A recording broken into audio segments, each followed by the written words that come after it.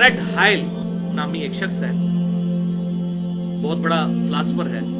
उसने एक जुमला कहा और खुद रिचर्ड डॉकिंस ने उसका ये जुमला नकल भी किया है अपनी इस किताब द गॉड डिल्यूजन के चैप्टर नंबर 4 में। और चैप्टर नंबर 4 में उसने मेन बाब ही यही बांधा है, द अल्टीमेट बोइंग 747। वो कहता है, जो तुम कह रहे हो बोइंग 747 खुद ब खुद बन गए, तो सबसे बड़ा बोइंग 747 तो खुद गॉड है, वो कैसे खुद ब खुद बन गया फिर? तो वो बात मैं इंशाल्लाह डिस्कस करता हूँ, ये आखिरी वसवसा था उसका। तो बहरहाल फ्रेड हाइल का जो जुमला है, गोल्डन कोट, जबरदस्त, ये मैं लफ्ज ब लफ्ज पढ़ के सुनाता हूँ, जो द गॉड डिल्यूजन में भी उसने नकल किया। Probability of life originating on earth is no greater than the chance that a hurricane sweeping through a scrapyard would have the luck to assemble a Boeing 747. Fred हाइल कहता है कि इस बात का इम्कान कि जिंदगी खुद ब खुद जमीन पर पैदा हो गई, इससे ज्यादा इम्कान नहीं है कि कोई हवाई तूफान चले और वो कूड़े के ढेर से चीजें जमा करके तो एक 747 बोइंग त्यारा तैयार कर दे। ये तो फिर भी हो सकता है, इससे ज्यादा मुश्किल फिनोमेना जो है वो जिंदगी का प्रोड्यूस होना है जमीन के ऊपर। और जाहिर है कि हमें तो कभी वहम भी नहीं आएगा। मैं कहता हूं, इवन मैं ये दावा करूं कि ये बाल पॉइंट खुद ब खुद बन गई है। इसमें स्प्रिंग लोडेड जो ये इसकी निब मौजूद है और इसके अंदर जो स्याही है ये पूरी प्लास्टिक की, और ये पूरा क्लिक सिस्टम है इसके अंदर मैकेनिकल, ये खुद ब खुद बन गया। तो कोई पागल बेवकूफ आदमी भी मेरी स्टेटमेंट नहीं मानेगा। तो इतना कम्प्लेक्स सिस्टम खुद ब खुद बन गया। तो वो फ्रेड हाइल ने बड़ी जबरदस्त बात की कि 747 बोइंग तैयारा खुद ब खुद कूड़े के ढेर से कचरा इकट्ठा करे, तूफान चले, अंधेरी चले, और वो एक 747 जो एक साल में तैयार होता है, बोइंग कंपनी एक साल में तैयार करती है कितनी मेहनत के साथ, वो खुद ब खुद बन जाए। तो ये तो फिर भी पॉसिबल हो सकता है, लेकिन इंसान का पैदा होना जानदार का रूए अर्ज पे, उसकी प्रोबेबिलिटी इससे भी कम है। लेकिन रिचर्ड डॉकिंस ने बजाय उसकी ये बात मानने के उसका मजाक उड़ाया और उसने कहा कि for the sake of argument हम एग्री करते हैं कि 747 कभी भी खुद नहीं बन सकता, इतनी मेहनत से तैयारा बनता है। तो फिर उसने आगे से वो शैतानत वाला सवाल किया। उसने कहा सबसे बड़ा बोइंग 747 तो खुद गॉड है। ये जिंदगी इतनी कॉम्प्लेक्स है कि बगैर किसी के बनाए ना अंडा बन सकता है ना कोई जिंदा जानदार। ये इतनी पेचीदा और कॉम्प्लेक्स जिंदगी है, ये बगैर किसी के बनाए नहीं बन सकती। तो इसको बनाने वाला तो इससे भी ज्यादा कॉम्प्लेक्स होगा। For the sake of argument बात बड़ी जबरदस्त है। इसको बनाने वाला तो इससे भी ज्यादा कॉम्प्लेक्स होगा। वो खुद ब खुद अगर बन सकता है तो जिंदगी भी खुद ब खुद बन सकती है। तो हम कहते हैं कि for the sake of argument हम भी एग्री करते हैं कि हम जिस क्रिएटर की बात कर रहे हैं, बिल फर्ज उसको भी किसी ने बनाया है, किसी ऐसे क्रिएटर ने जो उससे बड़ा अल्टीमेट बोइंग 747 है। तो फिर जिसने इस क्रिएटर को बनाया उसको भी फिर किसी ने बनाया होगा, और जिसने उसको बनाया उसको भी किसी ने बनाया होगा। तो ये एक फिक्टोरियल प्रॉब्लम शुरू हो जाएगा इनफिनिट तक। तो उसके बनाने वाले को भी किसी ने बनाया, उसके बनाने वाले को भी किसी ने बनाया, तो इसका तो एंड ही कोई नहीं होगा। जबकि दूसरे एंड पे रियलिटी है कि हम सब मौजूद हैं। ये थ्योरी नहीं है, हम सब मौजूद हैं, हमारा क्रिएटर है। अच्छा, हमारे क्रिएटर का भी कोई क्रिएटर, उसका भी कोई क्रिएटर, उसका भी कोई क्रिएटर, तो ये बात कहीं रुकेगी नहीं। मैथमेटिकली ये रॉन्ग स्टेटमेंट और इलॉजिकल एक फंक्शन बन जाएगा, सवाए इसके कि ये बात मान ली जाए कि कोई एक क्रिएटर ऐसा है कि जिससे पहले कोई क्रिएटर नहीं था, वो था हमेशा से, और उससे ये सारी की सारी चीजें ओरिजिनेट हुई। तभी तो ये इक्वेशन मुकम्मल होगी कि हमारे बनाने वाले को किसी ने बनाया, उसको किसी ने बनाया, उसी ने किसी, तो अल्टीमेटली किसी एक क्रिएटर तक हम पहुंचेंगे कि जिसे किसी ने ना बनाया हो, तभी ये इक्वेशन मुकम्मल होगी। तो भाई वही तो है लम यलिद वलम यूलद, जो किसी से जना नहीं गया, लम यलिद वलम यूलद। और कुर्बान जाऊं आप सल्लल्लाहु अलैहि वसल्लम के, बुखारी और मुस्लिम की मुत्तफक़ुन अलैहि हदीस है, आप सल्लल्लाहु अलैहि वसल्लम ने इरशाद फरमाया कि एक जमाना आएगा کہ لوگ آپس میں یہاں تک سوال کریں گے کہ یہ کائنات اگر اللہ نے بنائی ہے تو اللہ کو کس نے بنایا ہے. تو رچرڈ ڈاؤکنز کی کتاب پڑھ کے تو مجھے وہ یقین آیا کہ واقعی آپ صلی اللہ علیہ وسلم نے سچ فرمایا تھا. اور ایک اور حدیث بخاری اور مسلم کی ہے، اس میں آیا کہ شیطان آتا ہے انسان کے پاس، وہ کہتا ہے یہ چیز کس نے بنائی، یہ کس نے بنائی. الٹیمیٹلی پوچھتا ہے اللہ کو کس نے بنایا. جب یہ کہے تو تم کہو اعوذ باللہ من الشیطان الرجیم اور اللہ کی پناہ حاصل کرو. لیکن اس کا ایک طرق صحیح سند کے ساتھ سنن ابی داؤد میں انٹرنیشنل نمبر کے مطابق 4723 اور سنن نسائی الکبریٰ میں 10497 نمبر حدیث ہے.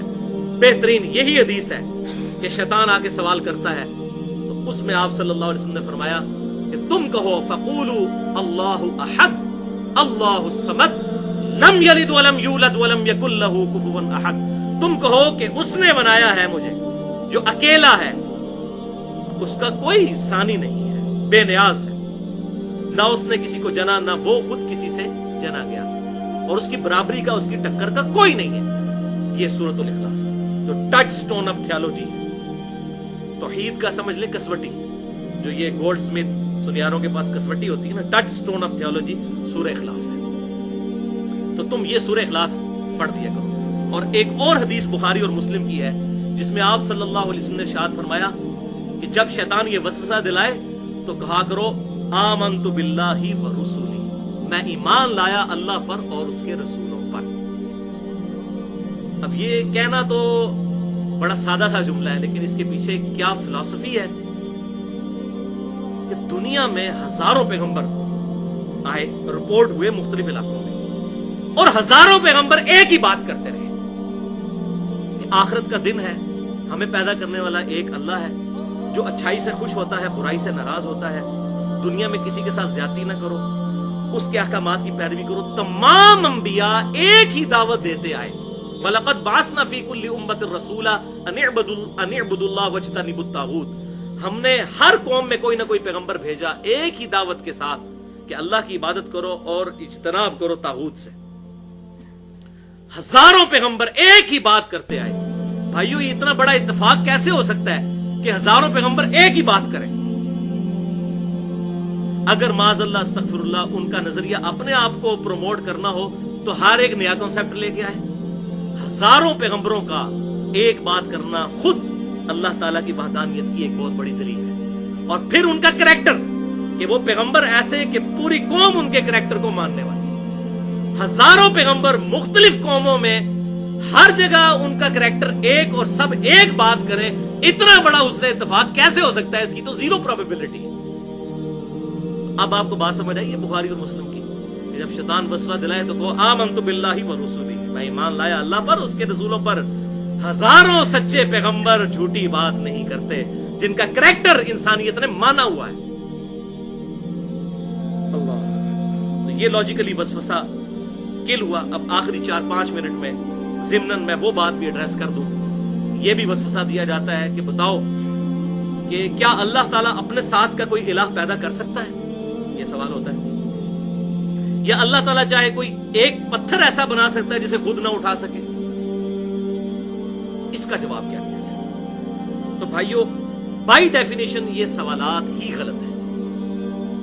اگر آپ سے کوئی پوچھے کہ بتائیے جب آپ کے ابو جان کی آپ کی امی جان کے ساتھ پہلی شادی ہوئی تھی اس وقت آپ کی عمر کتنی تھی؟ تو آپ کہیں گے یہ تو سوال ہی غلط ہے جناب، اللاجیکل سوال، میری عمر کہاں سے ہونی تھی؟ اور اس کو علم الکلام میں کہا جاتا ہے محال. اس طرح کے جو اللاجیکل کوسچن ہے اس کو کہا جاتا ہے محال. یہ بائی ڈیفینیشن ہی غلط ہے. کیوں؟ اگر کوئی شخص یہ کہے کہ اللہ تعالیٰ کیا اس بات پر قادر ہے کہ اپنے ساتھ کا کوئی اور الہ پیدا کر لے، تو ہم کہیں گے کہ بھائی یہ سوال ہی اللاجیکل ہے، اس لیے کہ جو پیدا ہوگا وہ الہ تو ہو ہی نہیں سکتا، وہ تو مخلوق ہوگا. خالق کی تو ڈیفینیشن ہی یہی ہے لم یلد ولم یولد، وہ اوریجن ہو. تو اللہ تعالیٰ کیا اور کوئی الہ پیدا کر سکتا ہے؟ تو ہم کہیں گے یہ سوال ہی غلط ہے، یہ محال ہے. اب اس کو کہنا کہ اللہ کی قدرت میں داخل نہیں ہے، بھائی یہ سوال ہی غلط ہے. اچھا، اسی طریقے سے کیا اللہ تعالیٰ کوئی ایسا پتھر بنا سکتا ہے جس کو خود نہ اٹھا سکے؟ تو ہم کہیں گے یہ بائی ڈیفینیشن ہی سوال غلط ہے.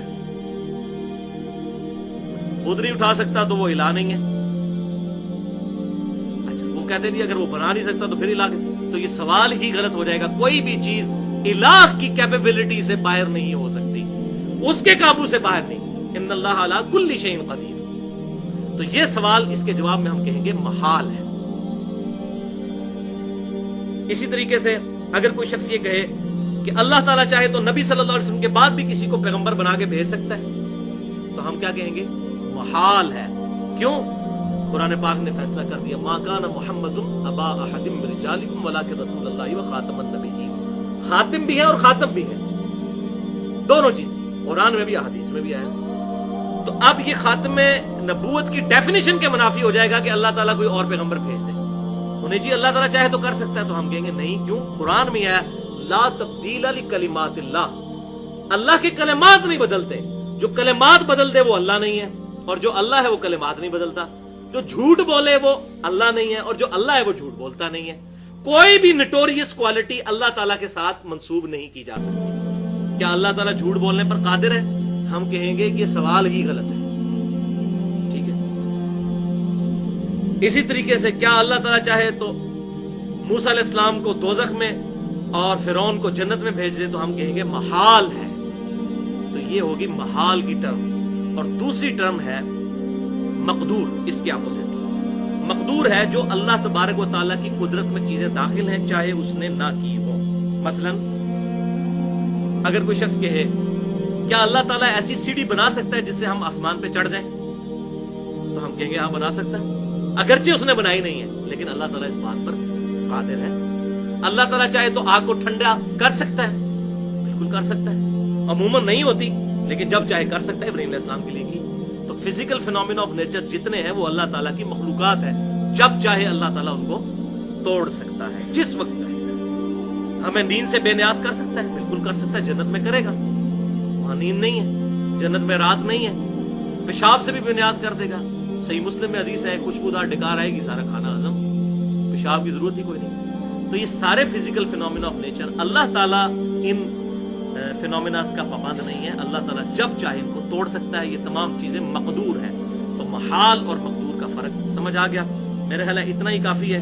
باقی جتنی چیزیں ہیں وہ ساری باتیں ایڈریس کی جائیں تو گھنٹوں چاہیے. اللہ تعالیٰ سے دعا ہے جو حق بات میں نے کہی اللہ تعالیٰ ہمارے دلوں میں راسخ فرمائے. اگر جذبات میں میرے منہ سے کوئی غلط بات نکل گئی تو اللہ تعالیٰ ہمارے دلوں سے محو کر دے. ہمیں کتاب و سنت کی تعلیمات پر عمل کر کے دوسرے بھائیوں تک پہنچانے کی توفیق عطا فرمائے. سبحانک اللہم و بحمدک اشہد ان لا الہ الا انت استغفرک و اتوب الیک وما علینا الا البلاغ المبین.